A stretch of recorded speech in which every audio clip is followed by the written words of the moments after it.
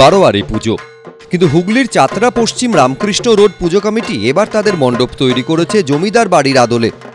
সামনে সাজানো বাগান, মণ্ডপের পাশেই তৈরি করা হয়েছে জলাশয়, তাতে ছাড়া হয়েছে মাছও, রয়েছে বাচ্চাদের খেলার জায়গা, দোলনা। মণ্ডপের ভেতরে প্রতিমা সাবেকি।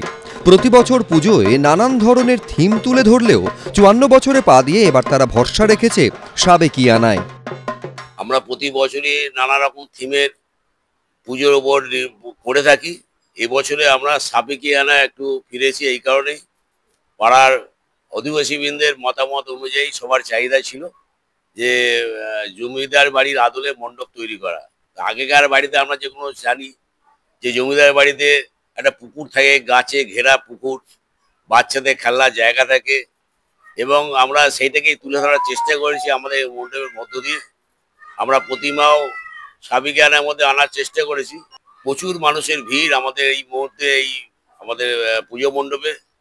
বিগত কয়েক বছর ধরেই আমাদের পুজো মণ্ডপে প্রচুর মানুষ আসছে এবং এবছরেও আমরা সেটাকে উপলব্ধি করতে পারছি। নতুন প্রয়াস দর্শনার্থীদের পছন্দ হচ্ছে বলে দাবি করছেন উদ্যোক্তারা। পুজোর কদিন বহু মানুষ মণ্ডপে ভিড় জমাবেন বলে আশাবাদী তারা।